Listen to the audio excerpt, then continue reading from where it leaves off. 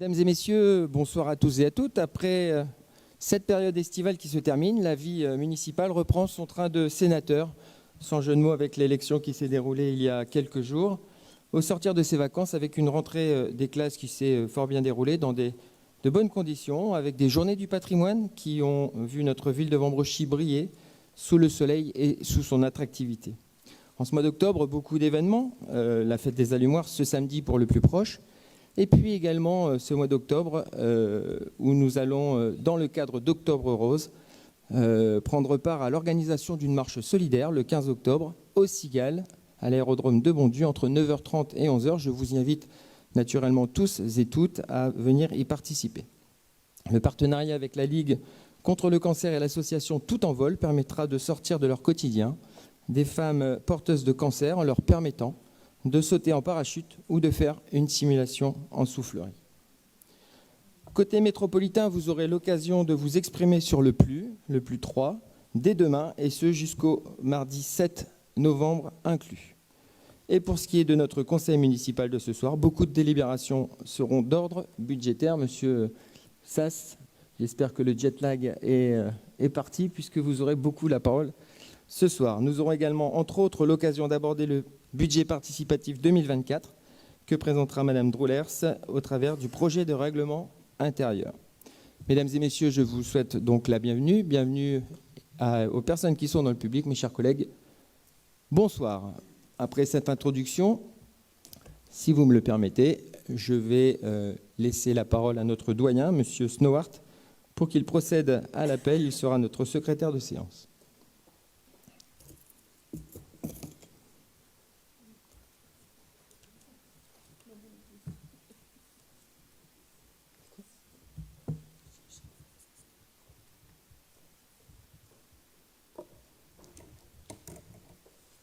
Alors, monsieur le maire, Sébastien Brognard. Présent. Monsieur Michel Sass. Galland Christelle. Provost Jean-Philippe. Droulès Aurélie. Lecourt Cédric. Viterbeck Laurent. Notbar Evelyne. Stanikevitch Alain. Elbout Gisèle. Pouvoir.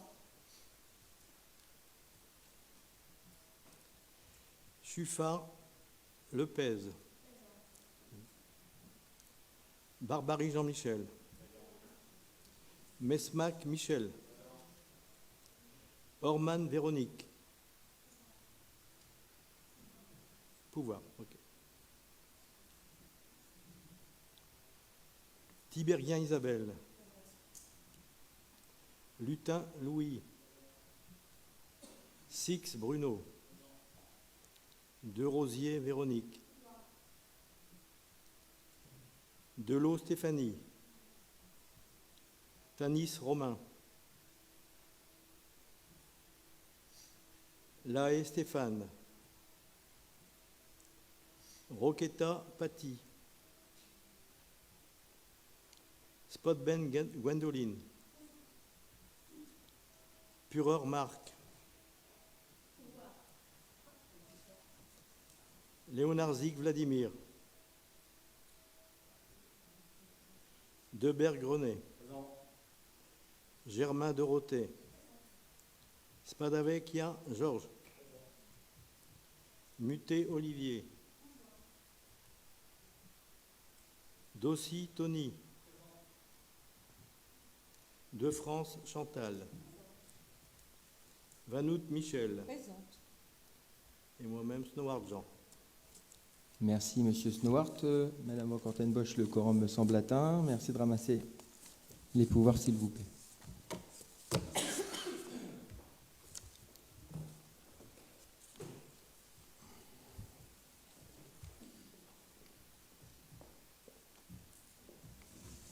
Donc, avant de débuter l'ordre du jour proprement dit du conseil municipal,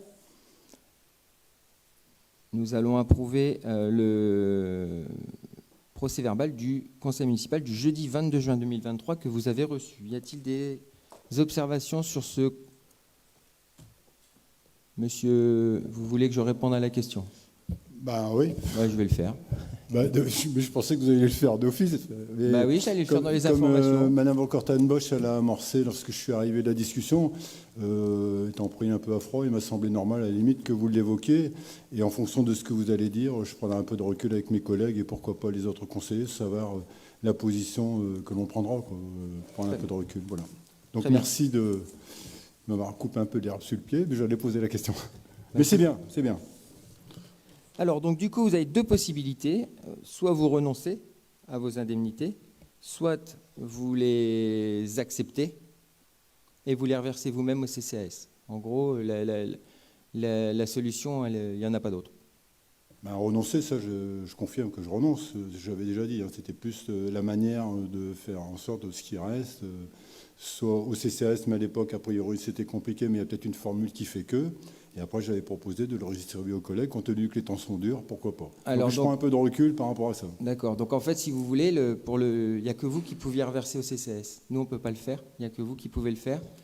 Et l'autre option, c'est effectivement de renoncer, auquel cas votre pourcentage sera remis dans le pourcentage de l'ensemble des élus, en fait, et puis effectivement reversé. Vous êtes compris dedans? Non, je rigole. Non, mais je prends un peu de recul, merci de la réponse, et puis je reviendrai... Mais je ne prendrai pas part à votre pourcentage, monsieur Deberg, vous savez, Voilà. Merci. Je vous en prie.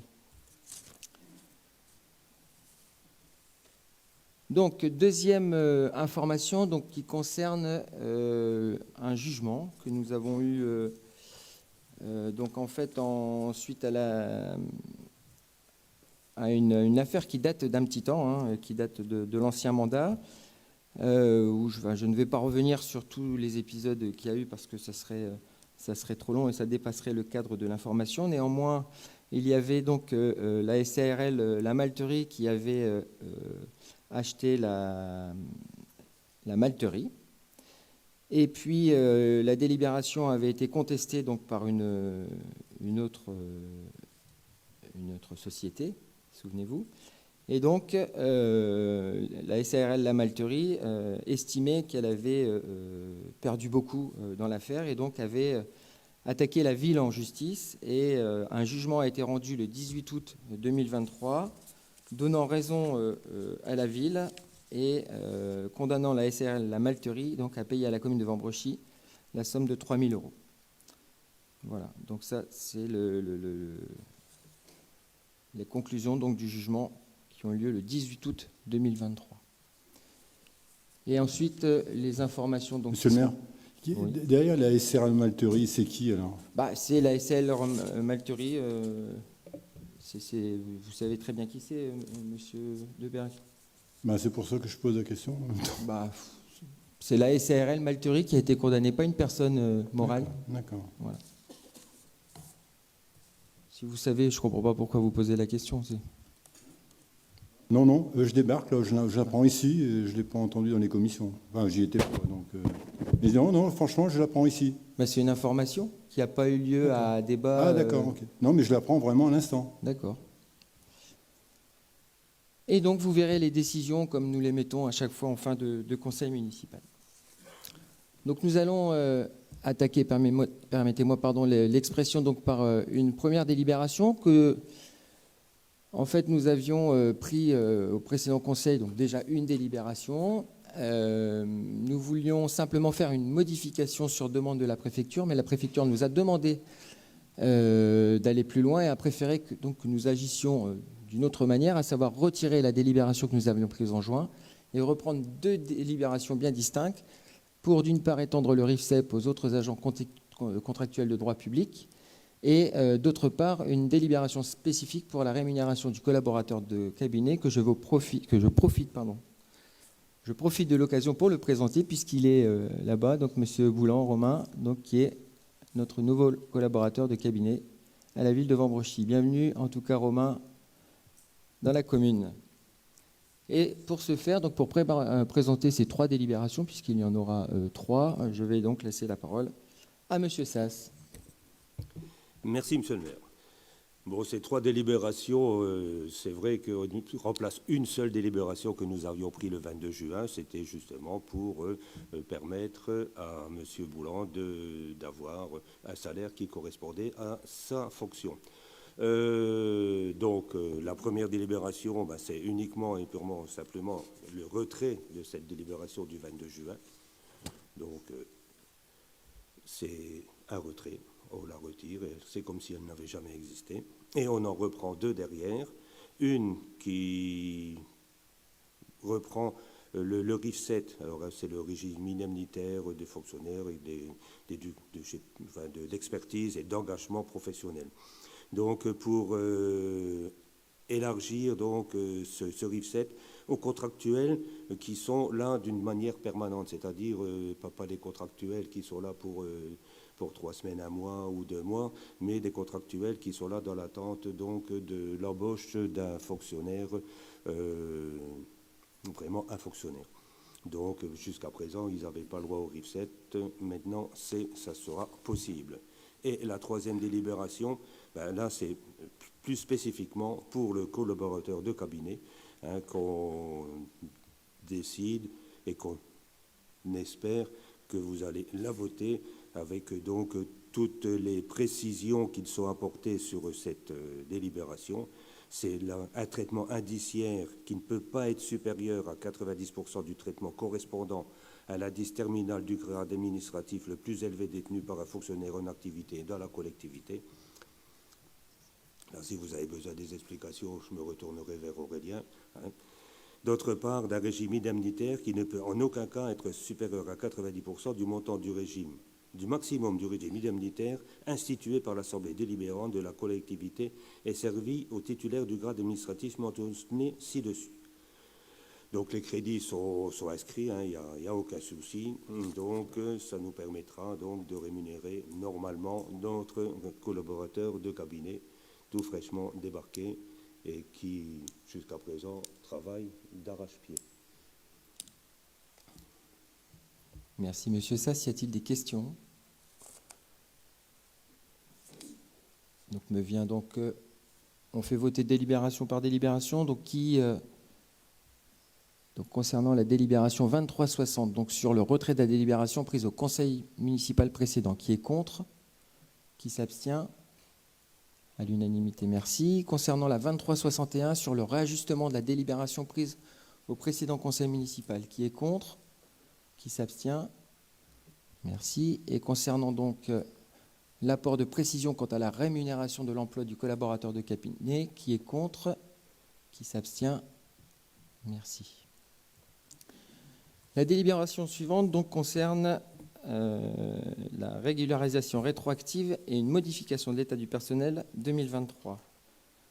Alors pour info et pour rappel, Monsieur Sass, si vous me le permettez, donc nous avions un contractuel qui avait passé un concours à l'époque, je vous parle de ça, c'était en 2018, sans prévenir la commune, et à la fin de son contrat, cette personne avait souhaité être stagiairisée, sauf que la commune avait mis fin à son concours. Monsieur Sass, la parole est à vous. Voilà, donc devant le tribunal administratif, cette personne a donc eu gain de cause et nous devons donc le réintégrer avec effet rétroactif au 1er octobre 2018. Donc nous l'avons réintégré, nous lui avons proposé donc de reprendre son poste au 1er septembre 2023, ce qu'il a refusé.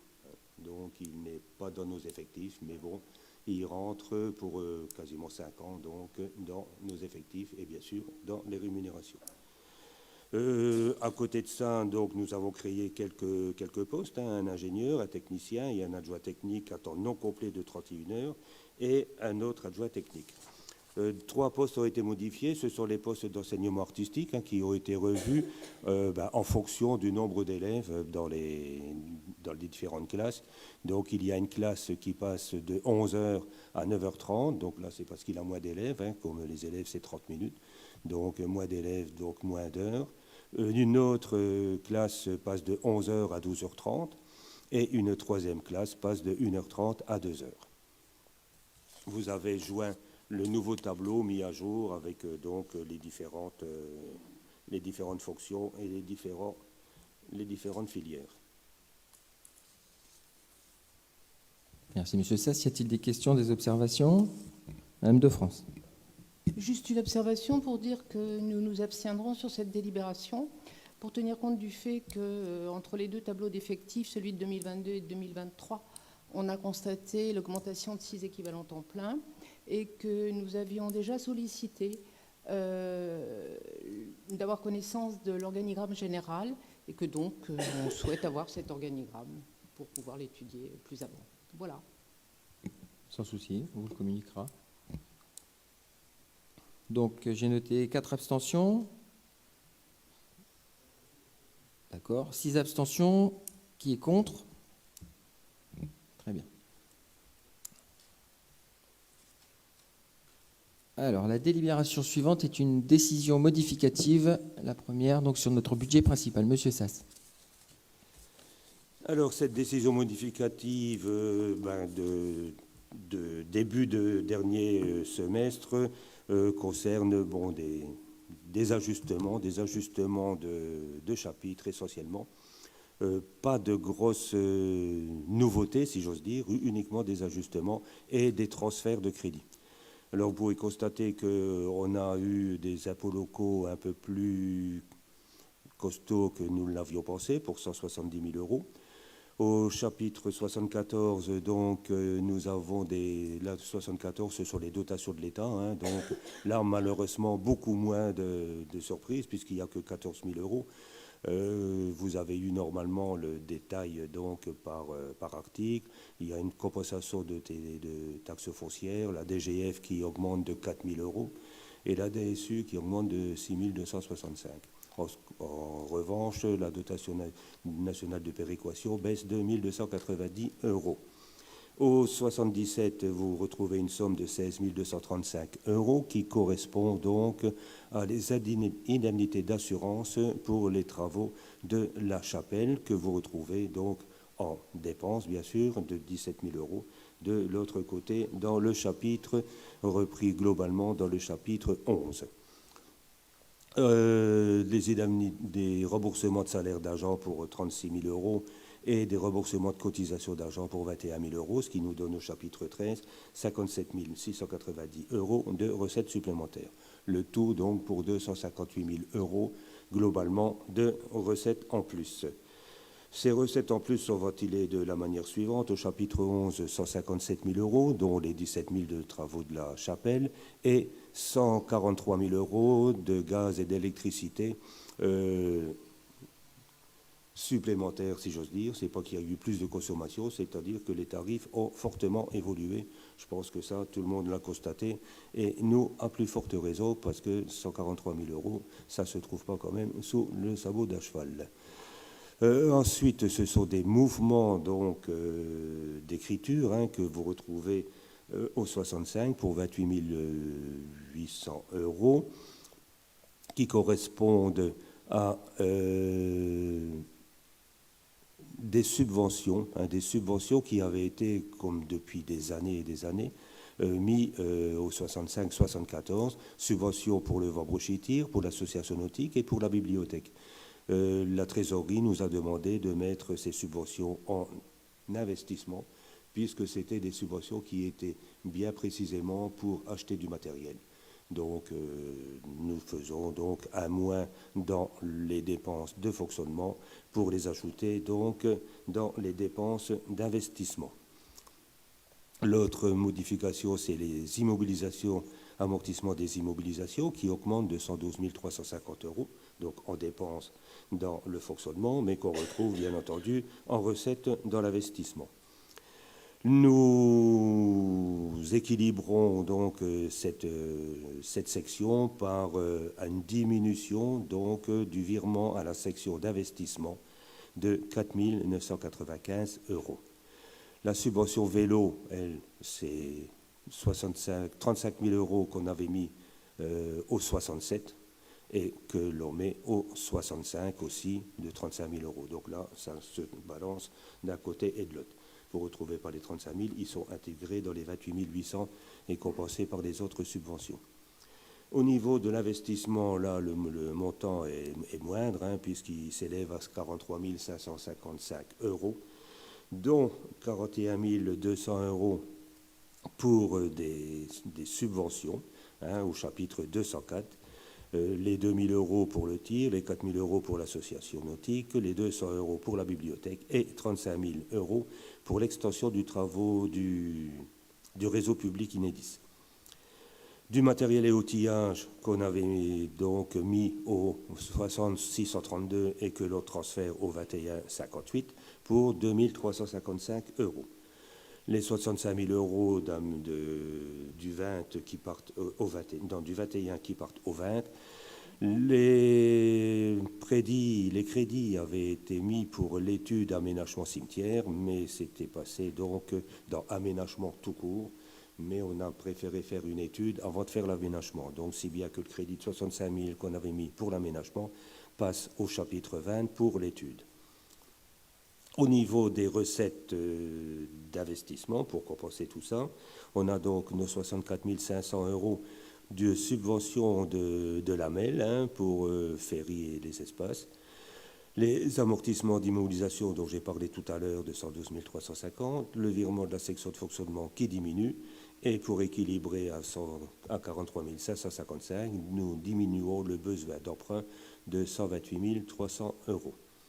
La décision de faire un emprunt, comme je vous l'avais précisé donc lors du débat d'orientation budgétaire, sera décidée début décembre, lorsque nous aurons récupéré une grosse partie des factures donc concernant les travaux de la mairie. Voilà pour la décision modificative.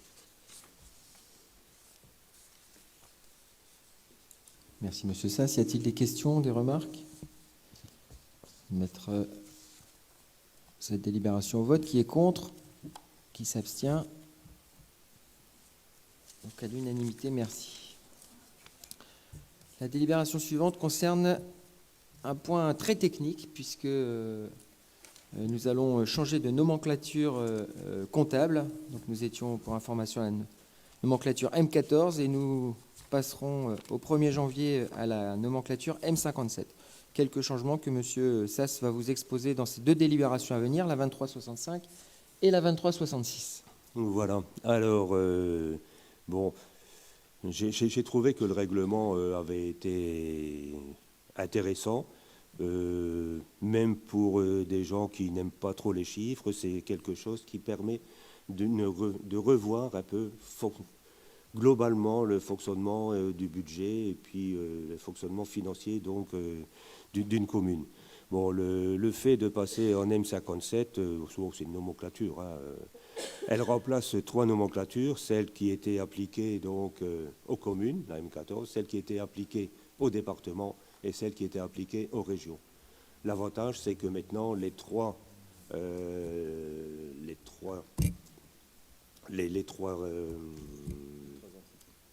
entités vont être reprises sous la même comptabilité et qui pourront être nettement plus facilement comparées, si vous voulez. Quand vous regardez, les changements qui s'appliquent sont essentiellement, si j'ose dire, sur les APCP qui seront donc suivis au fur et à mesure de leur évolution au cours de l'année. Sur l'amortissement donc qui est revu également. Et donc vous avez dans cette première délibération donc les nouvelles durées d'amortissement. Il remplace 2 délibérations, une qui avait été prise en 2003 et une deuxième en 2018. Le reste ne change pas énormément, puisque de toute façon, nous décidons à Vambrochy de continuer à voter le budget par chapitre et non par fonction. Nous continuerons à le présenter donc de 2 façons, c'est-à-dire par chapitre dans lequel il sera voté, mais également avec donc une index qui le reprendra par fonction. La règle des subventions d'équipements versés d'un montant inférieur ne seront pas amorties. L'autre grosse modification dans l'amortissement, c'est-à-dire que nous avions décidé à Vambrochy d'amortir le matériel acquis dans une année à partir du 1er janvier de l'année suivante. là, nous serons obligés de l'amortir à partir de la date réelle d'acquisition. Donc, il y aura des amortissements partiels. La fongibilité des crédits. Alors ça, c'est une grosse nouveauté, c'est-à-dire que le maire pourra décider de faire des virements d'un chapitre à l'autre. Bon, il n'y a pas énormément de chapitres, hein. Vous avez le chapitre 11, vous avez le chapitre 12. Le chapitre 12, lui, il est exclu de cette possibilité. On ne pourra pas faire des virements donc, au niveau du chapitre 12. Il restera donc le 65, le 66, le 67. Lorsque vous regardez tout ça, ça ne va pas donc permettre de vraiment avoir des mouvements d'une amplitude énorme, d'autant plus qu'ils sont limités à 7,5% du montant global du chapitre concerné. Pas d'autres grandes modifications donc au niveau de notre niveau pour ce genre pour cette nouvelle nomenclature. Elle est déjà donc en route chez nous. Il y aura bien sûr, il y aura des autres appellations, des autres au niveau de l'analytique, il y aura des changements aussi, et ça viendra un petit peu à la fois, et on verra tout ça lorsque nous allons donc voter le budget. Donc ça, c'était pour la mise en place de la nomenclature, et vous avez une deuxième délibération qui est le passage en M57 donc au 1er janvier 2024, et on vous demande donc d'approuver le règlement budgétaire et financier, et c'est de celui-là que je parlais tout à fait au début de mon intervention. C'est ce règlement qui fait une vingtaine de pages, si mes souvenirs sont bons, mais qui reprennent globalement tout ce que l'on fait déjà ici, et en précisant donc les petites modifications qu'il y a. Il n'y a pas de révolution donc dans le fonctionnement donc de notre service finance ni dans le vote du budget au niveau de Vambrochy. Bon, je pense que vous l'avez lu. Il est relativement facile à lire. Je ne sais pas si vous l'avez lu entièrement, mais bon, c'est tout des choses qu'on connaît, notamment pour les plus anciens. Il n'y a pas de découverte énorme dans le règlement. Bien, y a-t-il des questions, des remarques? C'est très technique, hein. Merci en tout cas, Monsieur Sass, mais bon, je suis certain que le passage à la M57 vous fait pas peur. Et donc, si ça vous fait pas peur, ça ne me fait pas peur. Donc, je vous propose d'abord de voter la 2365. Donc, il y a plusieurs points. Hein. Donc, adopter la mise en place de la nomenclature M57 au 1er janvier 2024. Conserver un vote par nature et par chapitre, comme l'a expliqué Monsieur Sass. Approuver la mise à jour des délibérations de 2003 et de 2014 concernant les amortissements. Calculer l'amortissement pour chaque catégorie donc d'immobilisation pro rata temporis, donc c'est ce que M. Sass disait, hein, ça sera en fonction du temps d'utilisation des matériels et au moment de l'achat du matériel, donc qui correspond à l'aménagement de cette règle. D'autoriser le maire à procéder à compter du 1er janvier 2024 à des mouvements de crédit de chapitre à chapitre, et d'autoriser donc le maire ou son représentant délégué à signer tout document permettant l'application de cette délibération. Qui est contre? Qui s'abstient? Merci. Et donc la 2366, donc concernant l'approbation du règlement que vous avez tous et toutes eu et lu, donc lié au fonctionnement du référentiel M57, qui est contre, qui s'abstient, à l'unanimité. Je vous remercie.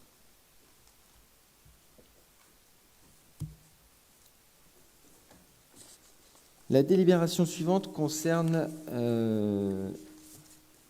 donc la fixation du montant d'occupation du domaine public sur notre commune pour les engins qui arrivent, donc à savoir des trottinettes électriques et des vélos assistance électriques en semi-floating.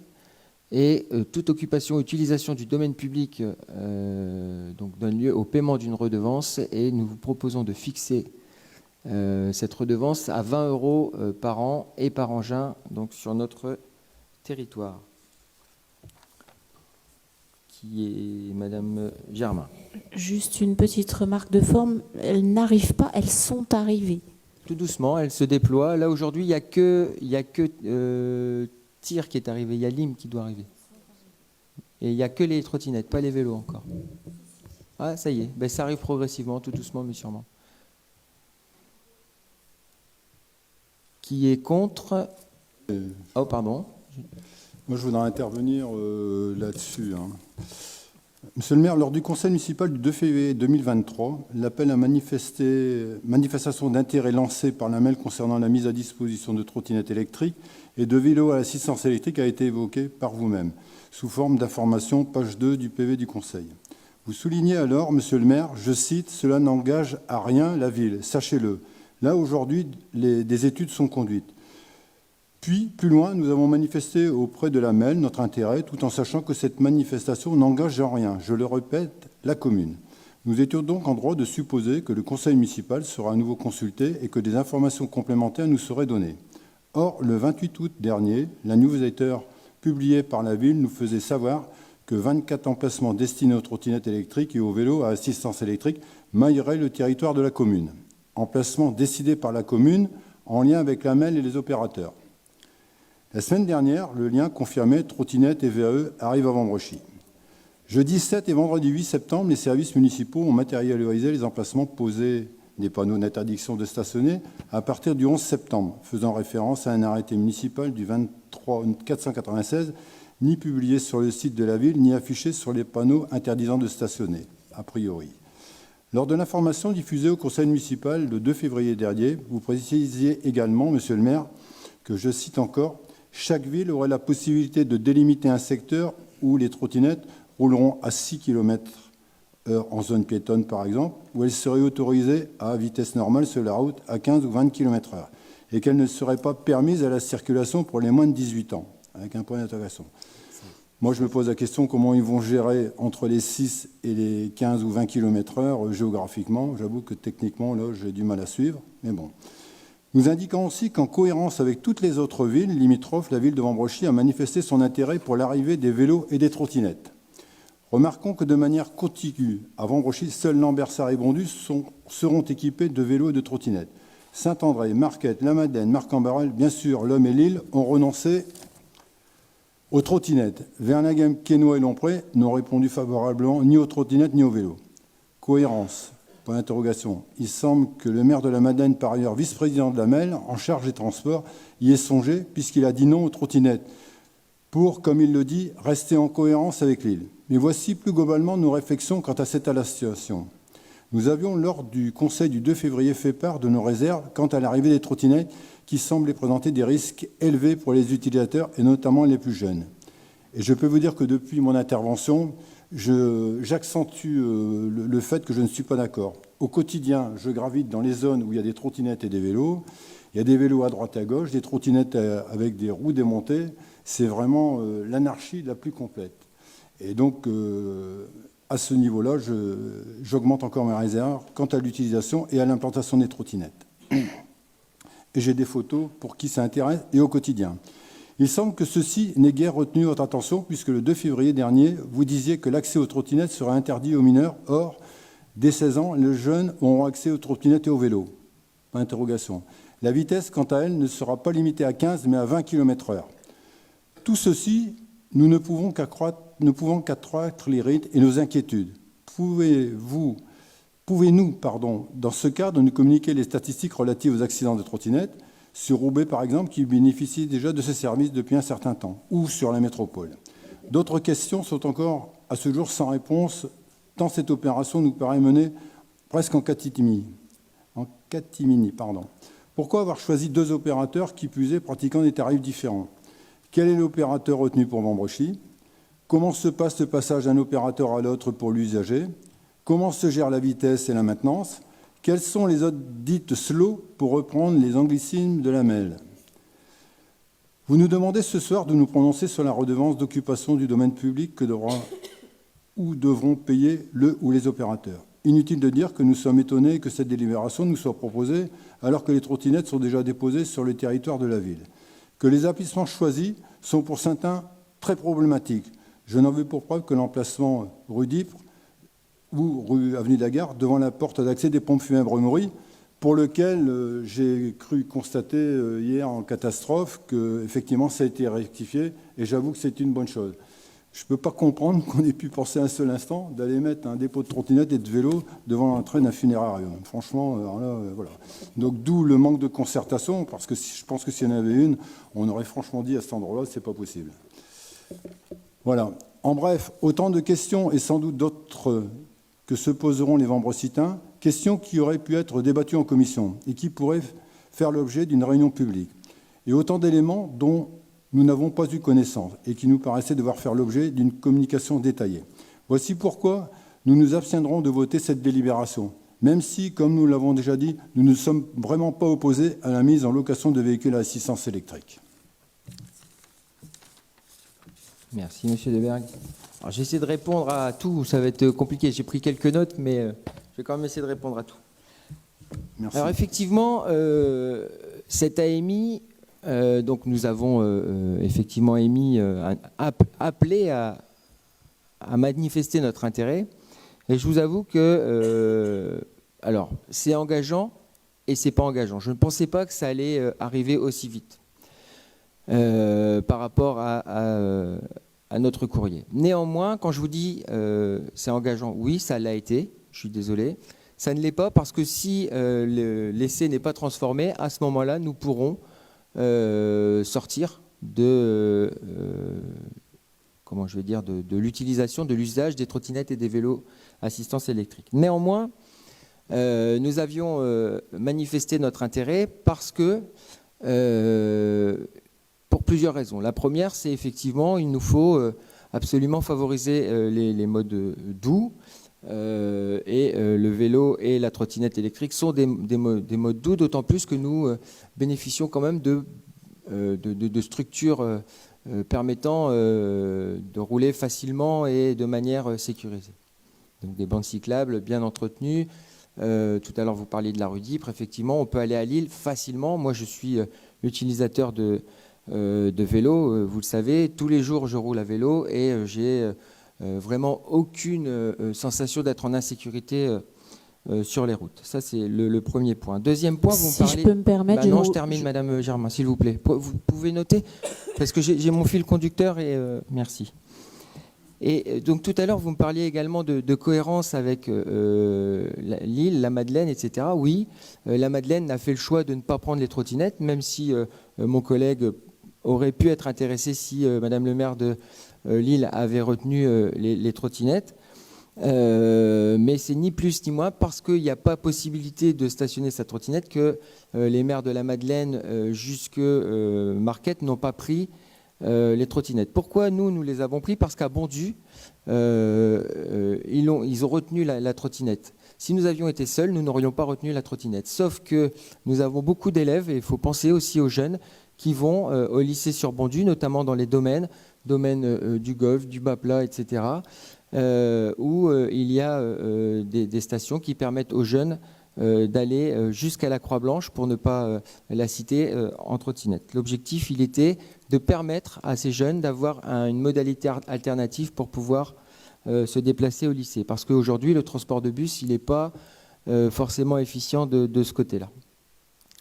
Ensuite, vous me parlez de risques élevés et vous me parlez de kilomètres-heure. Donc effectivement, il y a des slow zones et des zones où les trottinettes vont pouvoir et les vélos vont pouvoir circuler normalement. En fait, c'est géolocalisé. Donc je ne peux pas vous donner de précision sur l'aspect technique. Néanmoins, la géolocalisation, elle est assez précise, à 3 mètres près, va permettre de freiner l'engin assistance électrique en zone définie en slow zone. Donc toutes les zones piétonnes, etc., l'engin ne pourra pas aller à plus de 6 km/h par exemple. Donc la géolocalisation donc, va faire en sorte que la vitesse sera limitée à certains endroits. Ça ne dépassera en tout cas pas 20 km/h. Je vous rappelle que la vitesse maximale autorisée pour les véhicules à assistance électrique, c'est 25 km/h. Or là, les deux opérateurs que sont Lim et TIR vont brider leurs engins à 20 km/h. Vous me demandez si j'ai des statistiques d'accidents, monsieur Deberg? Non, je n'en ai pas, je suis désolé. Je peux vous dire que les chiffres sont très inquiétants, et notamment à l'échelon national. Hein. Il y a pas mal de morts. Et je sais qu'il y a des cris d'alarme qui ont été lancés par certains hôpitaux face à l'affluence aux urgences d'accidents. Et je voyais un peu la semaine dernière, soit à Vinobdas, même la police, elle s'est payée une trottinette, quoi. Et moi, je peux vous dire qu'au quotidien, c'est extrêmement dangereux, que ce soit pour les automobilistes et les vélos. Bon. Là, vous parliez des écoliers, c'est bien, mais ils peuvent aller en vélo à l'école. Hein. Je termine, monsieur, s'il vous plaît. J'ai pas de statistiques en tout cas, donc je peux pas vous en fournir. Tout à l'heure, vous me parliez, il y a effectivement 2 opérateurs, et les 2 opérateurs seront installés sur chacune des endroits qui ont été marqués au sol. Donc il y a 24 endroits à Vambrechy. Comment va se passer le transfert? Alors, l'objectif, il y a plusieurs. Alors, je ne suis pas commercial pour les deux entités. Néanmoins, le fonctionnement, il est le même pour les 2 entités. C'est un fonctionnement qui fonctionne avec le téléphone portable. Donc, vous téléchargez soit de l'application TIR, soit de l'application LIM.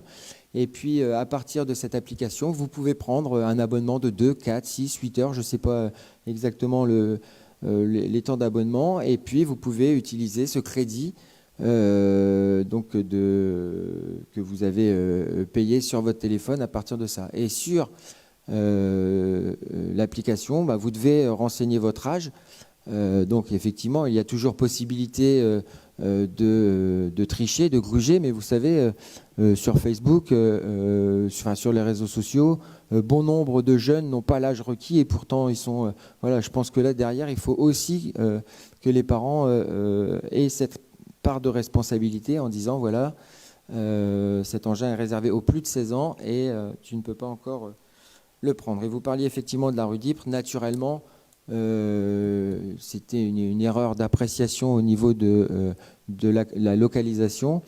Et il a été changé à peine posé. On appelait les services, non pas nos services techniques, ce ne sont pas eux qui l'ont fait, c'est une entreprise externe qui a été mandatée en tout cas par la métropole européenne de Lille pour pouvoir tracer au sol les plateformes d'accueil. Monsieur le maire, qui avait validé l'ensemble des emplacements? Alors, donc, j'ai validé l'ensemble des emplacements et j'allais vous terminer ma réponse là-dessus. En fait, ces emplacements ont été validés, si vous regardez, pour les 90% à proximité de passages piétons. Ni plus ni moins, aujourd'hui, nous répondons à ce qui sera attendu en 2030, à savoir la suppression de toutes les places de stationnement à moins de 5 mètres d'une place d'un passage piéton. Donc là, aujourd'hui, ont été privilégiés les emplacements situés à 5 mètres des passages piétons pour anticiper la suppression des places de stationnement à 5 mètres des passages piétons. Ce n'est pas moi qui fixe les règles, là c'est la loi pour le coup. Je reformule ma question. Qui a validé ces emplacements? Je viens de vous le dire, monsieur. Vous-même, monsieur avec Deberg. la MEL, ou c'est la MEL tout seul? Ça a été un travail collaboratif entre la c'est ça, ma métropole question. européenne de Lille, mais in fine, j'ai validé les emplacements. D'accord. Sauf celui de la rue d'Ypres. Ouais. Il était dedans, mais bon. Oui, mais mais c'est bien que c'est parti.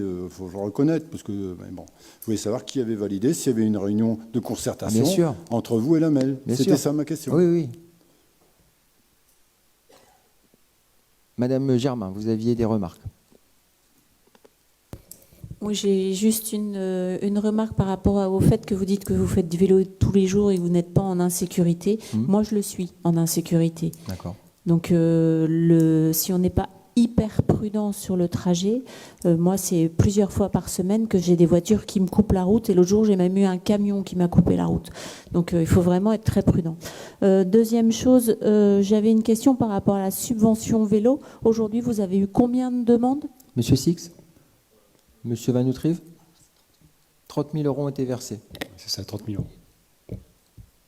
Ok. Et deux dernières questions. À quand le Vélil? Alors, le Vélil fait partie de la... en fait, alors, attendez que je ne dise pas de bêtises. Le 31 mars 2024 se terminera la concession de service public. Et nous renouvellerons, enfin en tout cas un nouveau marché sera lancé, et la métropole européenne de Lille qui délègue Donc ce service aujourd'hui à Keolis va relancer un nouvel appel à marché et avec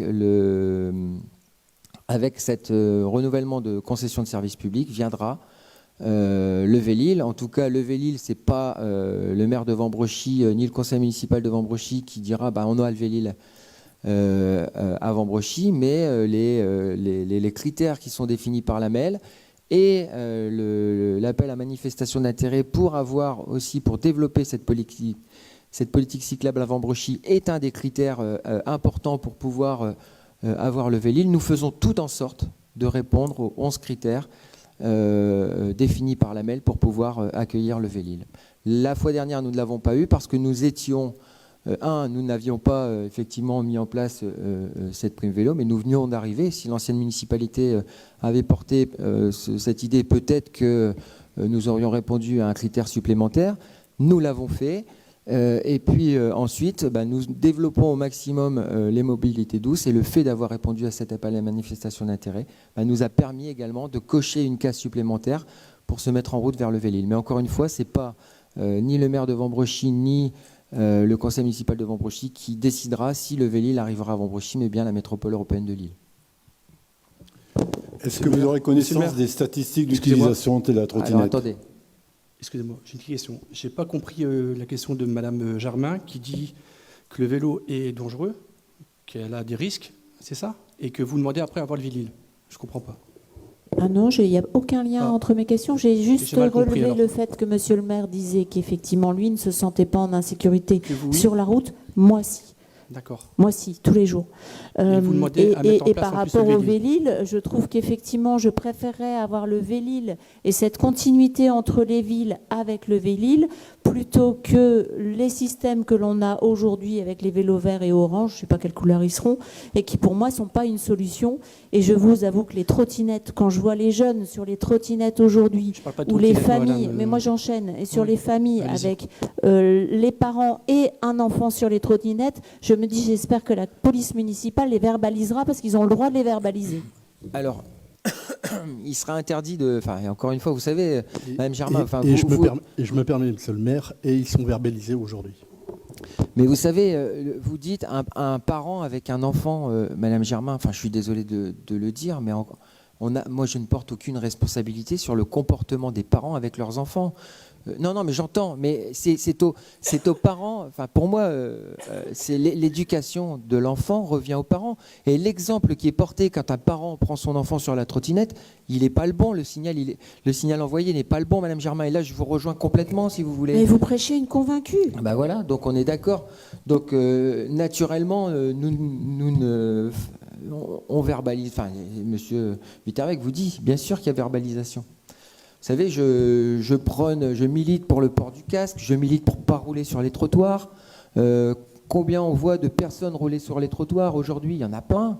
Je veux dire, même des membres de ce conseil municipal roulent sur les trottoirs. Je me bagarre pour rouler sur la route. Vous voyez ce que je veux dire ? C'est... Le port du casque, merci d'en parler. Les trottinettes, ils n'en auront pas. Et les vélos en libre service, ils n'en auront pas non plus. Vous ne vous baladez pas avec votre casque à la main. Toujours. J'ai toujours mon casque. Je suis désolé, je peux aller il est sur mon vélo. Toujours. Vous m'avez déjà vu rouler sans casque ? Mais oui, mais Madame Germain, je me considère, pardon, peut-être c'est un peu prétentieux, mais je me considère comme étant un exemple pour notre jeunesse. C'est pour ça que je mets un casque. Et même si je ressemble à rien avec mon casque, tant pis. Je suis désolé de le dire. Mais moi je vous le dis, oui, je ressemble à rien avec mon casque et franchement, je m'en fous parce que j'ai cet exemple à porter. Nos policiers municipaux, quand ils font passer le permis vélo à l'école, donnent aussi la référence pour le port du casque. Voilà, je vous mets à défi de me trouver un jour sans casque à vélo. Monsieur le maire, j'ai une petite remarque, si vous permettez. Monsieur Spadevica. Merci. J'en profite pour saluer, puisqu'on n'a pas le temps de le faire en début de conseil, saluer le public qui est dans la salle et saluer les gens qui nous regardent sur Facebook. En ce qui concerne notre groupe, si vous voulez, et en complément de ce qu'ont dit mes collègues, moi, ce que je trouve problématique, c'est le fait que vous ayez décidé tout seul, comme vous dites. En fait, il n'y a eu aucune concertation, et je dirais que c'est un petit peu votre marque de fabrique. C'est-à-dire qu'au lieu de faire, pourquoi pas, une réunion publique en demandant aux gens, en discutant, en trouvant un moyen d'avoir l'adhésion des gens sur les emplacements. Il y en a beaucoup d'ailleurs, 24 emplacements. Moi, personnellement, ça me paraît beaucoup. Mais non, vous avez décidé tout seul. Et maintenant, on s'aperçoit que il y avait un emplacement qui était devant la porte d'entrée des pompes funèbres. Il y a un emplacement qui est situé dans un virage où des gens signalent qu'ils ne peuvent plus passer avec une poussette. Voilà, c'est tout ce que je voulais dire. Merci. Merci à vous, Monsieur Spadavecchia. Monsieur Deberge. Oui. Est-ce que vous aurez les statistiques d'utilisation du vélo, oui. mais surtout trottinette? Oui, parce que en fait, de ces statistiques vont dépendre la redevance qui nous sera versée. Et en termes de responsabilité, on est bien d'accord, c'est les fournisseurs de vélos qui Exactement. engagent leur responsabilité Tout à sur fait. l'état du matériel, Tout à fait. en cas d'accident et compagnie. Oui, vous me posiez une question aussi tout à l'heure sur la maintenance. J'ai oublié de vous y répondre. Oui. Les fournisseurs LIM et TIR vont passer 2 fois par jour pour remettre les trottinettes si jamais elles n'étaient pas sur l'emplacement même. Elles vont les ranger correctement. Et puis, d'autre part, elles vont changer les batteries. En fait, la batterie est également reliée au centre de maintenance. Donc, dès que la batterie sera déchargée, ça enverra un signal au fournisseur qui changera les batteries. Alors, en cas d'utilisation, le gars il tombe en panne de batterie sur la route, c'est les Non, dépanneurs qui viennent le chercher. c'est pas possible. C'est pas possible. On a posé la question. En fait, les pas. batteries seront chargées de manière optimale à chaque passage. C'est-à-dire l'utilisateur est censé connaître la charge de batterie au moment où il prend en possession. Pas Non l'utilisateur, Non, le je sais gestionnaire. Le gestionnaire. Ok. Mais vous savez, là aujourd'hui, on est en phase d'essai. Hein. C'est pour ça, vous disiez tout à l'heure, c'est engageant. Pas tant que ça, en fait. Hein. Paris les a retirés. Hein. Oui, ben voilà, vous voyez. Donc, si ça fonctionne, Madame de France, ça fonctionne. Si ça ne fonctionne pas. Vous dites qu'on est en phase d'essai, on entend. Ça veut donc évidemment dire qu'on peut revenir dessus. Mais néanmoins, elle est de combien de temps cette phase d'essai? 3 mois, 6 mois Je n'en ai aucune idée. D'autant plus que là, de toute façon, c'est au moins pour une année. Après, ça fonctionne aussi, on ne va pas se le cacher, hein, Madame de France, c'est pas vous que je vais l'apprendre, ça fonctionne sur un modèle économique. Si eux s'y retrouvent pas, ils vont les enlever, vous savez. Il n'y a pas de... Juste pour terminer, pour ce qui me concerne, René Deberg vient d'évoquer la nécessité de communication. Au regard du débat qui vient d'avoir lieu, je pense qu'il y a encore pas mal de zones d'ombre. Moi, je me permets d'insister pour le fait qu'une communication soit faite non seulement à notre égard, mais à l'ensemble des Vendrocitains, sous forme d'une réunion, sous forme d'un tract, et pas seulement par voie numérique. Pour être très transparent avec vous, Madame de France, je pensais que l'appel à manifestation d'intérêt allait nous revenir en disant « vous êtes éligible au dispositif ». Ça nous aurait permis effectivement de poser la question. Or, on n'a pas eu cette réponse. On nous a dit, voilà, vous avez manifesté l'intérêt, on vous pose les engins. Voilà. Je suis transparent avec vous, je ne peux pas l'être plus. Moi, je pense que de communication, on a fait beaucoup de progrès depuis 3 ans quand même. Hein.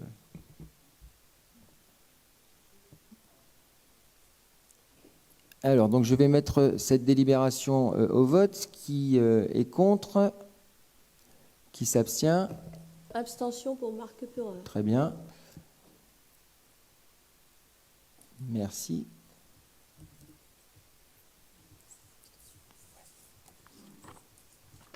Alors, la délibération suivante concerne donc la signature d'une convention avec le CIVOM Alliance Nord-Ouest. Monsieur Sass, je vais vous redonner la parole. Remercie. Donc, c'est une délibération qu'on passe maintenant depuis quelques années, hein, puisque nous avons pris l'habitude d'embaucher 1 voire 2 ces jeunes en service civique à la commune. Et cette année, nous souhaitons donc en embaucher 1 qui sera essentiellement réservé donc dans l'animation. La participation de la ville est fixée à 113,02 €, comme vous l'avez indiqué sur la délibération. L'année passée, c'était 111,35 €. Donc, vous voyez, il n'y a pas une augmentation énorme donc, sur le sujet. La période est de 8 mois. C'est très efficace et c'est très bien accueilli par ces jeunes qui mettent un petit peu le pied comme ça quand même dans une vraie activité. Merci, Monsieur Sass. Y a-t-il des questions, des remarques sur cette délibération? Qui est contre? Qui s'abstient? Merci. Tout à l'heure, je vous parle en introduction donc du budget participatif 2024. Je vais laisser la parole à Madame. J'ai sauté une délibération, mais excuse, Monsieur Sass. Effectivement. Donc, dans le cadre du banquet du 11 novembre, nous souhaitons donc effectivement signer une convention avec les communes de la Madeleine et de Marquette de manière à faire un banquet commun avec ces deux villes. Monsieur Sass, la parole est à vous. Voilà, donc nous avons eu une réunion préparatoire à la Madeleine concernant ce banquet du 11 novembre. Bon, vous n'êtes pas sans savoir que le nombre de participants à ce banquet diminue d'année en année. Hein, ça me semble évident. Et nous a paru souhaitable de regrouper nos forces de manière à permettre donc aux anciens combattants de se retrouver, puisque bon, ils aiment bien se retrouver entre eux, ils se connaissent tous de toute manière. Donc la Madeleine, Marquette et Vambrochy se sont proposés de s'associer et de le faire chacun à leur tour. Hein. On va commencer par la Madeleine, la deuxième, ça sera, je ne sais pas, ou Vambrochy ou Marquette, ou l'inversement, de manière à réduire les frais et de revoir, donc, d'avoir donc beaucoup plus de participants à ce genre de manifestation. La manifestation classique, si j'ose dire, au monument, va toujours se faire de la même manière. Donc dans chaque ville, il n'y a pas de regroupement du tout de ce côté-là. Un bus sera affrété donc pour amener les anciens combattants sur place au restaurant. Mais bien sûr, la convention prévoit que le repas aura le même style dans chaque ville. C'est-à-dire que nous avions l'habitude de faire un repas qui était bien fourni, et puis avec deux qualités, avec donc deux entrées, un trou normand, un repas, un dessert, la goutte et compagnie, ce qui ne correspondait pas dans toutes les villes, mais il y en a d'autres, au lieu de y remplacer une entrée et puis le digestif par une animation dansante, donc il faudra qu'on se mette d'accord sur le contenu du repas du midi. Pourquoi Saint-André n'est pas avec nous? C'est parce que Saint-André, ils ont beaucoup trop d'anciens combattants et ça n'entrait dans aucune des salles des villes concernées. Donc Saint-André continuera à faire son banquet donc, tout seul. Pardon. Y a-t-il des questions, des remarques, M. Spadavecchia? Oui, j'ai des remarques, Monsieur le maire, merci. Écoutez, tout d'abord, je dois dire que je suis un petit peu sidéré, attristé, mais pas vraiment étonné par le mépris ou le manque de considération, en tout cas, que vous manifestez, Monsieur le maire, vis-à-vis du conseil municipal et vis-à-vis de ses membres. Sur le site de la ville, le site numérique, figure déjà une affiche invitant les anciens combattants à s'inscrire au banquet qui aura lieu à la Madeleine, donc avant même que le conseil municipal n'en délibère. Bon, ça c'est, je dirais, la première remarque. Ça m'attriste un petit peu quand même de voir qu'au fond, vous pensez qu'on ne sert strictement à rien. Ensuite, j'ai une deuxième remarque. Les anciens combattants, c'est des personnes âgées, c'est des personnes qui peuvent être fatiguées, c'est des personnes qui peuvent aussi être malades. Alors sans leur demander leur avis, puisque je vois, M. Sass a très bien dit, et c'est encore une fois la manière de faire, il y a eu une réunion préparatoire à la Madeleine. Donc en fait, pour des appelons ça comme ça doit l'être, hein, pour des sombres petites magouilles politiciennes, vous privilégiez ce type de montage. S'il vous plaît, monsieur Spadé, pour vous empêcher d'aller trop loin dans les critiques, les anciens combattants ont tous été consultés. Hein. Bien sûr, bien sûr. Les anciens combattants, moi j'ai parlé avec un certain nombre d'entre eux et ils sont extrêmement déçus. Voilà, tout ce que je peux dire. Donc voilà, en fait, on est sur un sujet qui est un sujet qui normalement réunit, hein, une commémoration de la fin d'une guerre extrêmement meurtrière. C'est une fraternité. Et puis là, bon, bah, alors que les gens, effectivement, vous avez raison, ils étaient de moins en moins. Mais ils étaient contents de se retrouver à Vambrochy ensemble. Maintenant, on va les mettre à la Madeleine, on va les mettre à Marquette, ils vont prendre un bus, ils ne vont pas en prendre. Voilà. Moi, je trouve que c'est dommage. C'est tout. Donc, moi, je peux vous assurer qu'ils seront contents de se retrouver ensemble avec les voisins. Non, ils ne sont pas du tout contents. Alors, attendez, voilà. On les a consultés, ils ont dit que c'était bien. Alors, pour information, effectivement, M. Spadavecchia, ils ont été consultés. Vous pouvez voir M. Chirout, le président. Nous avons eu plaisir ensemble à fêter les 50 ans à Marquette de l'UNC de Marquette. Moi, je discute, parce que je viens régulièrement à toutes les célébrations 11 novembre, toutes les célébrations, je ne vous y vois jamais, alors c'est bien dommage. Mais... Je vous en prie, ne dites pas que vous ne m'y voyez jamais. Bah, écoutez, vous êtes le maire, c'est bien la moindre des choses que vous soyez présent aux commémorations. Mais monsieur et j'y suis largement pour ma part. Donc ne dites pas que vous ne m'y voyez jamais. Grave. Non, ne dites pas, c'est pas grave. Mais dès qu'on vous pique un peu, tout de suite vous vous offusquez. Ne mentez pas, ne mentez pas en public.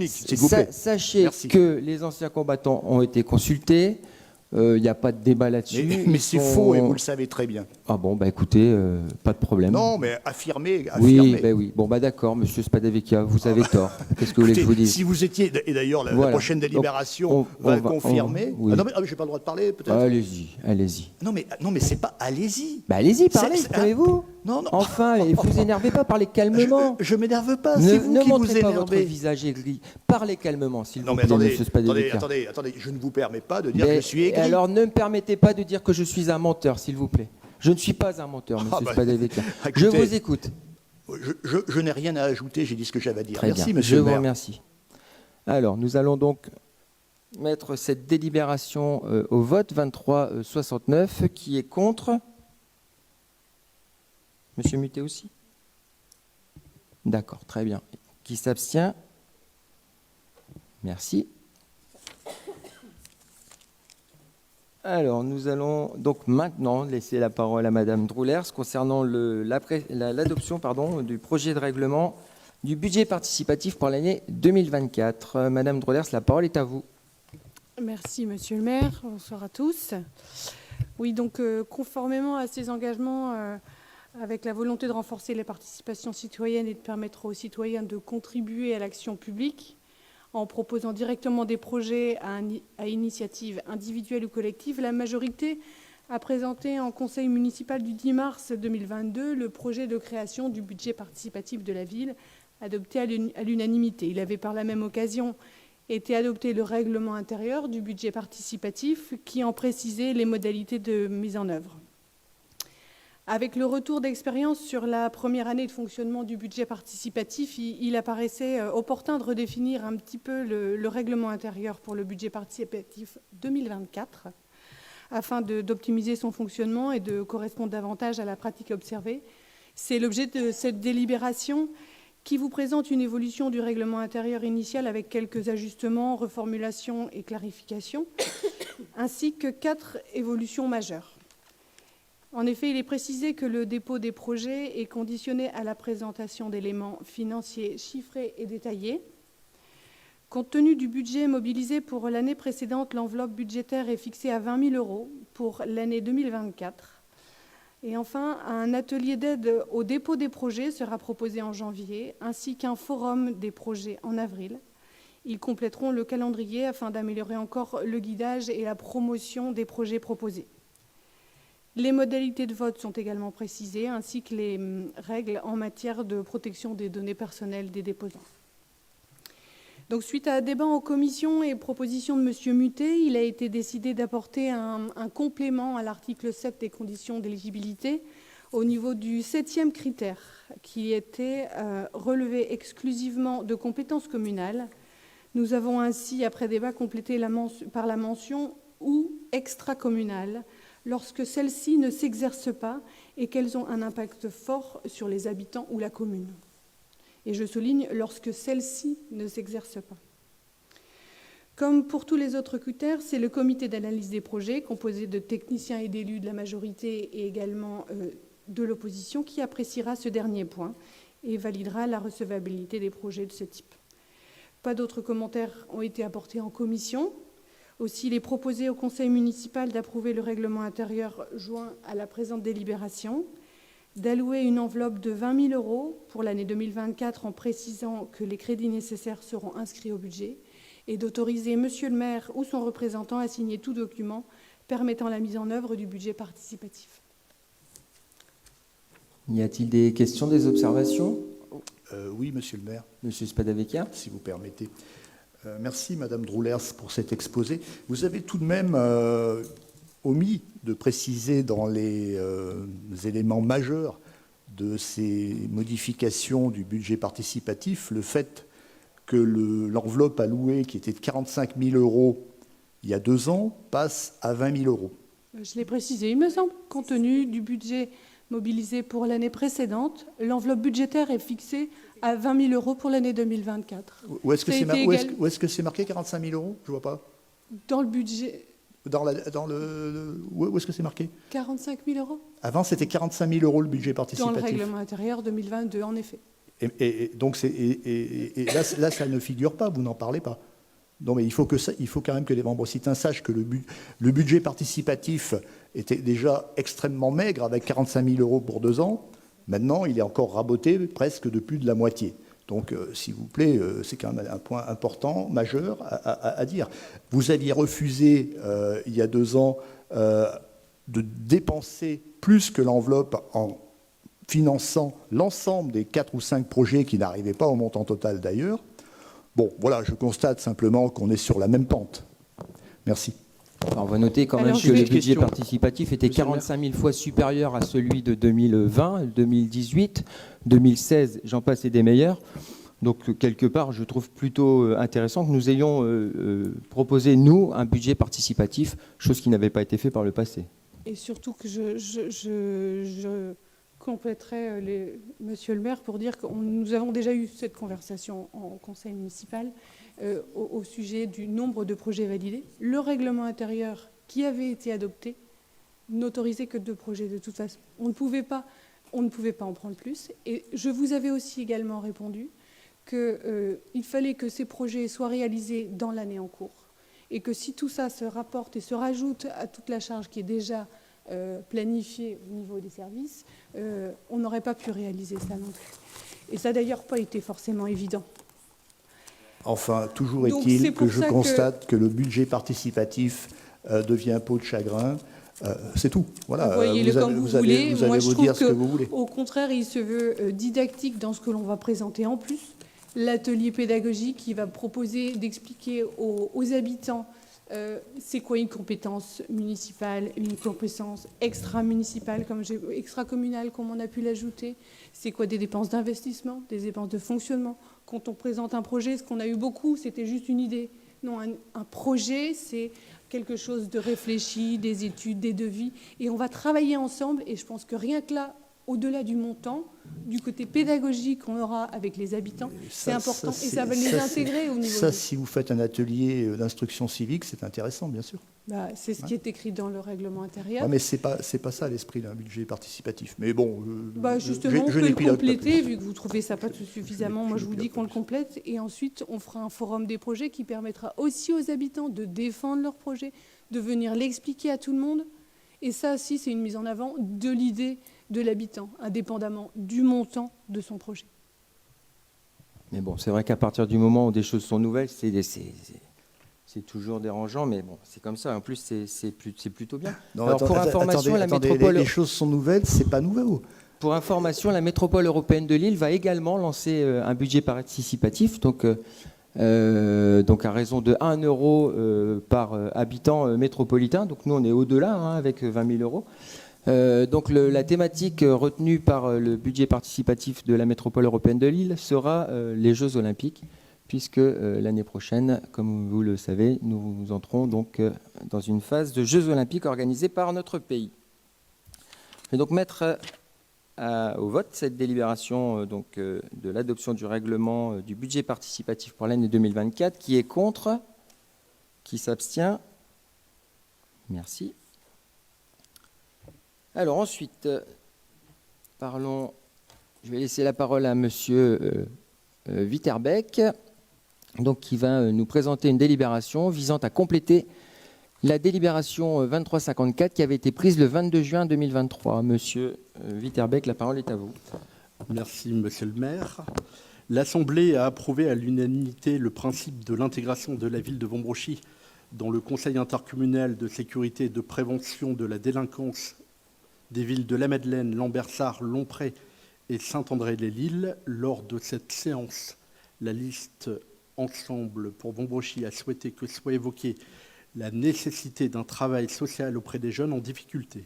Il convient donc de modifier la délibération en ce sens et d'ajouter au 3e alinéa du paragraphe intitulé « Les grandes missions du Conseil intercommunal de prévention et de la délinquance », mettre sur la table des solutions originales, pragmatiques, complémentaires, élaborées grâce à une mise en mouvement conjointe des acteurs, notamment avec la mise en place d'un travail social auprès des jeunes et plus particulièrement des jeunes décrocheurs. Il est donc proposé au Conseil municipal d'acter cette modification.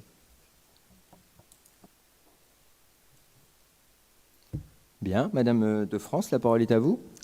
Alors, on va terminer sur une note positive. Mais il n'y a que des notes positives, Madame de France. Les débats sont riches et plaisants. Tout à fait. Donc, je vous remercie, la preuve, d'avoir bien voulu insérer cette demande dans la délibération, parce que j'espère que le travail que fait mon asso pourra contribuer aux réflexions du Conseil intercommunal de prévention de la délinquance, auquel vous avez bien voulu m'inviter la semaine prochaine. Voilà. Voilà, Merci. je me félicite de dire que nous ne travaillons effectivement pas tout seuls, puisque les remarques sont toujours prises en compte et en considération. Monsieur Deberg. Petite question indirecte. Est-ce qu'il y a eu des réunions avec les citoyens référents depuis le dernier conseil municipal? On en avait évoqué. Il y en a une. On attendait le retour du capitaine de Marc-en-Barœul pour qu'il se présente auprès des citoyens référents. Et la réunion est la semaine prochaine, pour information. Et apparemment, je n'ai pas été invité, si les invitations sont parties. Les invitations sont parties auprès des citoyens référents et aucune personne du conseil municipal, en tout cas, n'a reçu l'invitation. Je suis désolé, la dernière fois, vous avez laissé entendre que c'était possible. C'est possible. Et je vous invite. Mais vous ne l'avez pas fait. L'invitation, pour être très clair, je l'ai eue aujourd'hui, monsieur Deberg. Mais je ne suis toujours pas invité. Non, mais je viens de recevoir juste le mail non, aujourd'hui. Ça vous évitera un courrier si vous le faites maintenant. Eh ben, je vous enverrai un mail, monsieur Deberg. Monsieur Witterbeck, si vous pouviez m'inviter aussi, parce que je ne l'ai pas été non plus. Merci. Oh, ça, c'est pas bien. Mais comme quoi, vous savez. Mais c'est pas grave. Alors, je vais donc mettre au vote cette délibération. Qui est contre? Qui s'abstient? Merci. Je vais maintenant donc céder la parole juste à Monsieur Lecourt. Donc concernant une délibération qui va nous permettre de nous assurer la mise en place d'un outil visant à suivre l'évolution du bâti et de sa rénovation et de préserver le patrimoine sur notre territoire communal. Monsieur Tout à fait, monsieur Lecourt, la parole est à vous. Merci beaucoup. Les travaux ayant pour objet de démolir ou de rendre inutilisable tout ou partie d'une construction sont dispensés de permis de démolir, sauf dans certaines démolitions, bâtiments historiques, périmètre d'une opération de restauration immobilière ou site classé en instance de classement, site inscrit ou les constructions identifiées par le plan local d'urbanisme à l'intérieur d'un périmètre délimité. Ainsi, le permis de démolir n'est pas systématiquement requis. Néanmoins, afin de garantir la bonne information sur l'évolution du bâti et la rénovation du cadre bâti sur les territoires de la commune, il apparaît opportun d'installer le permis de démolir sur l'ensemble du territoire communal. Il est proposé au conseil municipal d'instituer le permis de démolir sur l'ensemble du territoire communal pour tous travaux ayant pour objet de démolir ou de rendre inutilisable tout ou partie d'une construction. Voilà, monsieur le maire. Merci, monsieur Lecourt. Y a-t-il des remarques? L'ensemble des membres de la commission étaient d'accord ce soir-là. Merci. Qui Merci, est contre? monsieur Deberry. Qui s'abstient? À l'unanimité. Merci. Et monsieur Lecourt, je vous laisse terminer ce dernier point à l'ordre du jour concernant donc le vote d'une subvention. Merci beaucoup, monsieur le maire. Donc, en date du 13 avril 2021, nous avons autorisé monsieur le maire à solliciter toutes les subventions nécessaires pour les travaux de la rénovation thermique de la mairie. À ce jour, il est nécessaire de prendre une nouvelle délibération afin de préciser que la ville sollicite le Fonds européen de développement régional, FEDER, dans le cadre de ces travaux. Pour votre information, notre dossier de subvention passe en commission le 13 octobre prochain. Donc, nous avons besoin d'avoir cette délibération pour que le dossier soit complet. Et le montant de la subvention qui sera proposée s'élève à 897 465 €. Il est proposé donc au conseil municipal d'autoriser monsieur le maire ou son représentant à solliciter une aide financière au titre du Fonds européen de développement régional FEDER et à signer tous les documents relatifs à cette subvention. Voilà, monsieur le maire, merci. Merci. Qui a des remarques? Est-ce qu'il y a des remarques là-dessus? Qui est contre? Qui s'abstient? À l'unanimité, merci. L'ordre du jour est épuisé. Nous avons eu 3 questions de une nouvelle ère pour Vambrechy. Qui prend la parole? Monsieur Dossi. Bonsoir à tous. Bonsoir, nous vous écoutons. Alors, monsieur le maire, des parents nous disent être en difficulté suite à la modification des horaires de la garderie du matin des mercredis récréatifs. En effet, antérieurement, la garderie était ouverte de 7h30 à 9h, heure de début des activités. Aujourd'hui, la garderie n'est ouverte qu'à partir de 8h. La question se pose de savoir comment font les parents qui commencent à travailler à 8h. Même si on peut comprendre que cette modification horaire a probablement été décidée suite à une faible fréquentation sur la tranche horaire 7h30, 8h, nous vous demandons s'il ne serait pas possible d'offrir une alternative en regroupant par exemple tous les enfants dans un même lieu à 7h30. Merci de votre réponse. Merci monsieur Dossi pour votre question. Je vais laisser répondre mon adjointe à la petite enfance. Merci, monsieur le maire. Merci, monsieur Dossi, pour votre question. En effet, lors du conseil municipal du 22 juin dernier, la délibération 2349 a modifié les horaires de la garderie des mercredis récréatifs et des accueils de loisirs également d'ailleurs. En effet, cette décision a été motivée par la faible fréquentation, mais surtout par l'absentéisme. Quelques chiffres. Pour exemple, je vais vous donner les accueils des mercredis pour Sévigné. Sur le mois de janvier 2023, 29 inscrits. 7 enfants ont fréquenté la garderie, 22 étaient absents. En février 2023, 11 inscrits, 0 enfants ont fréquenté la garderie, 11 étaient absents. En avril 2023, 11 inscrits, 2 enfants ont fréquenté la garderie, 9 étaient absents. En mai 2023, 20 étaient inscrits, 2 enfants ont fréquenté la garderie, 18 étaient absents. Je vais arrêter l'énumération, je pense que la situation est claire et j'ai des chiffres pour tous les accueils que je peux vous partager. Nous constatons plus généralement, sur la période de janvier à juillet 2023, la garderie des mercredis et des centres aérés, donc les accueils de loisirs sans hébergement, ALSH, entre 60 et 100% d'absentéisme. Ces chiffres, moi, m'interpellent. Si nous prévoyons le personnel en fonction des inscrits et que les enfants ne viennent pas, c'est ce que nous faisons d'ailleurs, c'est pas si, nous le prévoyons, nous sommes dans cette obligation. Sachant qu'au niveau des textes, 2 obligations doivent être respectées pour les accueils. Avant 6 ans, un animateur pour 8, après, un animateur pour 12 enfants. La réglementation nous impose également la présence d'au moins 2 adultes pour assurer l'animation. Cela veut dire qu'au minimum, nous avons 2 animateurs présents, ouverts à l'ouverture de la garderie. Le coût moyen d'un animateur annualisé est de 17,13 € pour 1 heure, à multiplier par 2 forcément, vu qu'ils doivent être toujours 2. Lorsque 7 enfants sont présents au lieu de 29, ce sont 4 animateurs sollicités au lieu de 2. Lorsque 0 enfants sont présents au lieu de 11, ce sont 2 animateurs sollicités au lieu de 0. Et je ne parle ici que des frais de personnel, mais les locaux sont ouverts, chauffés, éclairés, équipés. Une vraie question se pose en matière de gaspillage d'argent public. Ensuite, quel respect pour nos équipes? Celles qui organisent les garderies, qui prévoient, qui planifient, qui recrutent les animateurs. Celles qui animent, qui préparent les activités, qui attendent les enfants. Il n'y a pas de considération, les équipes. Et ça, moi, j'ai vraiment beaucoup de mal à le tolérer. D'autant plus dans un contexte de recrutement difficile de personnel d'animation. Pour terminer, pour répondre à votre suggestion, il n'est pas possible de n'avoir qu'un seul et même lieu pour accueillir les enfants le matin. Comment allons-nous conduire les enfants dans chacun des 9 centres? Qui va emmener les enfants de Ferry à Sévigné ou inversement? À nouveau, rappelons-le, les obligations. Il faut un animateur pour 8 en maternelle et 1 pour 12. Et c'est encore plus important lorsqu'on est sur le bord d'un trottoir. Alors oui, les modalités ont changé, parce que nous avons une responsabilité en matière de gestion de l'argent public et parce qu'il est nécessaire de fixer un cadre pour arrêter les abus. En moyenne, nous avons 2, 1, 3 enfants vraiment présents. Nous avons adopté cette délibération à l'unanimité en juin. Nous la maintenons et observerons sa mise en place. Ensuite, je n'exclus pas des ajustements et je reste à l'écoute. Mais pour le moment, chacun doit prendre ses responsabilités. Je vous remercie.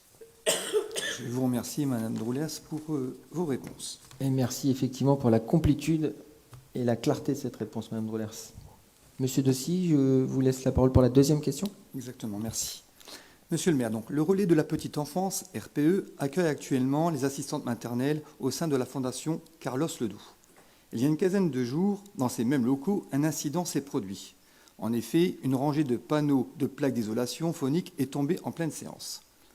Suite à cela, vous avez décidé de reloger de façon temporaire le relais de la petite enfance dans les bureaux de la ludothèque avant de pouvoir les installer définitivement à l'école maternelle Madame de Sévigné. Pourquoi avoir choisi cette école et cette décision est-elle définitive?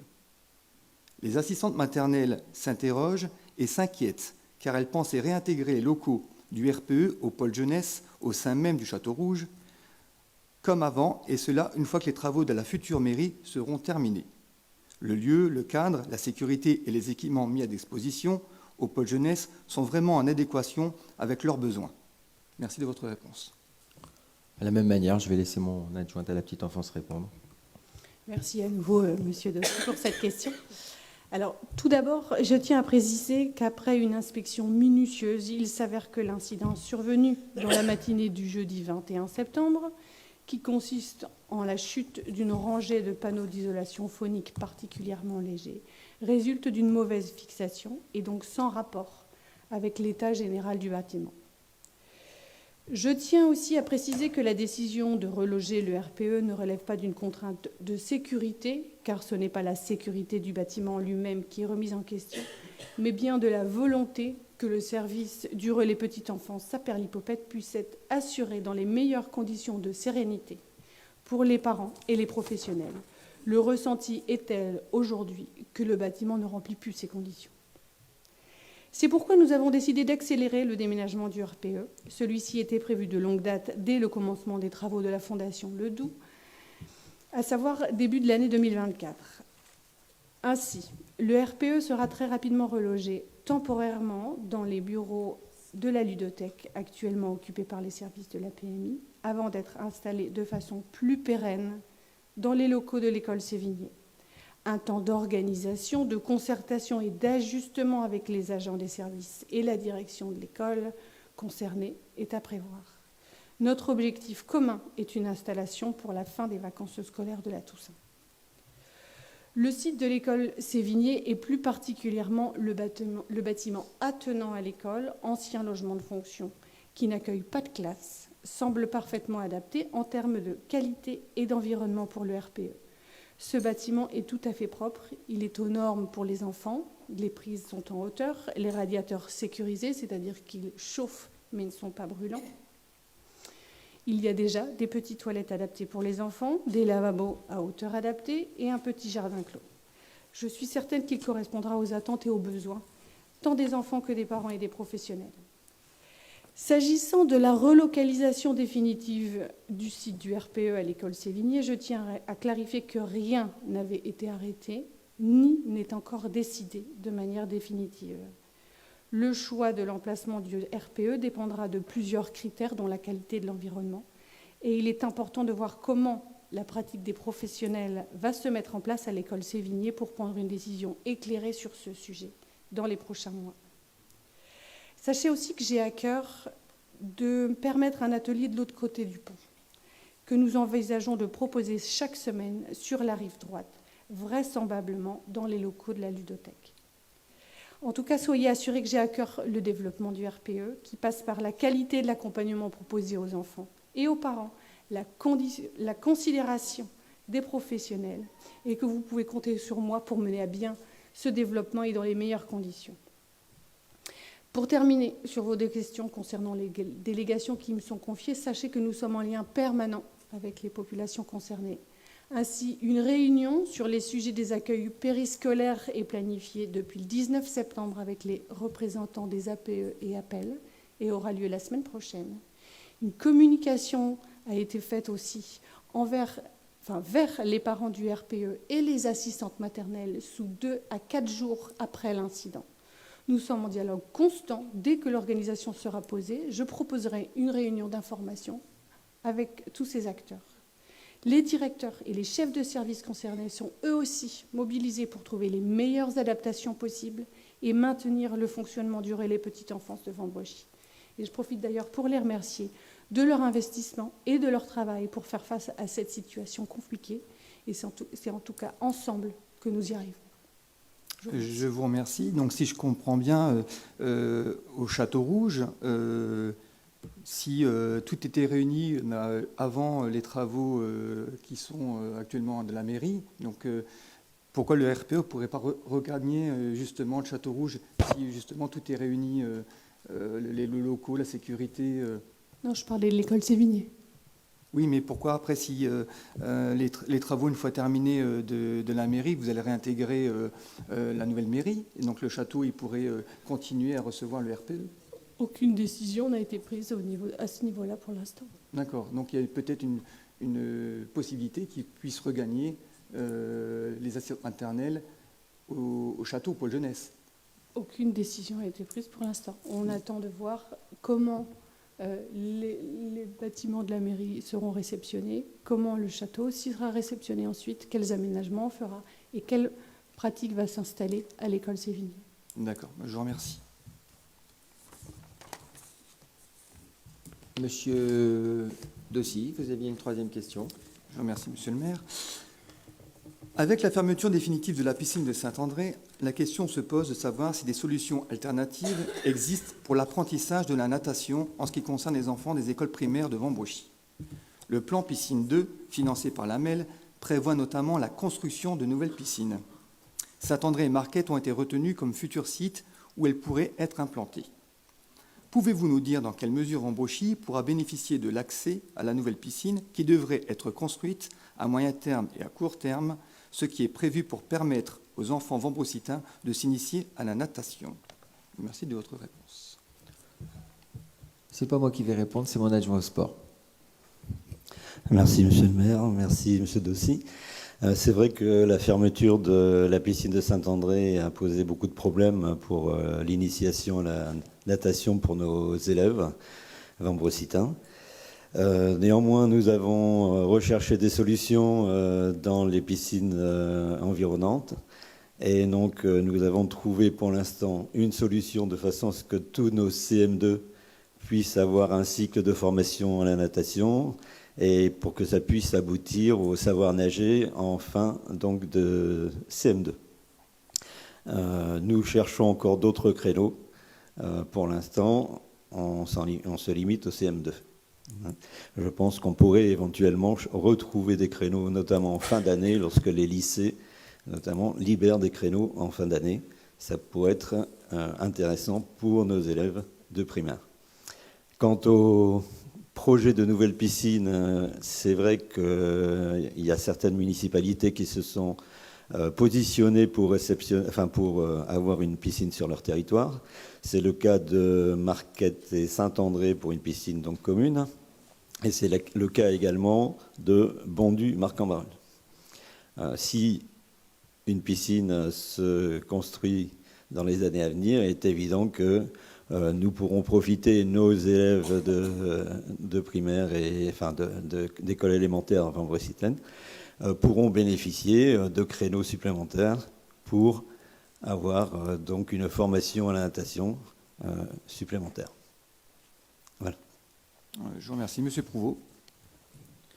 Merci. S'il n'y a plus de questions, il n'y en avait plus, me vient déjà le temps de donner des nouvelles de Madame Elbout qui va bien mieux. Elle commence à pouvoir reposer le pied au sol, donc on lui fait un gros bisou. Je sais qu'elle nous regarde, en tout cas si elle ne nous regarde plus, son mari pourra lui transmettre nos amitiés. Merci Madame Van Kortenbosch qui a pris une nouvelle place à mes côtés et je la remercie en tout cas pour le travail qui est fait au quotidien. Merci à Monsieur Van Outrive et Madame Delbecq pour le travail important qui est fait chaque jour sur le budget et sur le travail important qui va être fait bientôt avec cette nouvelle nomenclature M57. Merci à Madame Depeau et à Monsieur Boulan pour la préparation de ce conseil municipal. Naturellement, merci à Monsieur Razemont pour la technique. Merci à Monsieur Villerval pour la mise en place de la salle et la logistique donc inhérente à la préparation de ce conseil. Merci à Monsieur Gatineau de la Voix du Nord qui nous a fait le plaisir de prendre des notes pour nous faire de beaux articles prochainement donc dans la Voix du Nord. Et je n'oublierai naturellement pas Monsieur Jean et Madame Lemire pour la traduction en langue des signes. Et vous avez sans doute vu sur nos panneaux de langue des signes, il en est question sur nos panneaux d'information, comme quoi l'information à Vambrechy s'est bien développée, puisque nous allons faire apprendre aux Vambrecitains 23 mots. Ça a débuté le jour de la journée mondiale de la surdité. Et il y aura 23 mots qui seront diffusés donc sur nos panneaux lumineux d'information. Et merci à Monsieur Lecourt et aux deux personnes qui se sont prêtées au jeu et à la commission d'accessibilité donc d'avoir eu cette idée. Merci beaucoup. Je vous souhaite à tous et à toutes une bonne soirée. Mesdames, non, il n'y a pas de mesdames, messieurs du public et mesdames et messieurs qui nous ont suivis sur les réseaux. À bientôt au mois de novembre pour le prochain conseil municipal. Bonne soirée.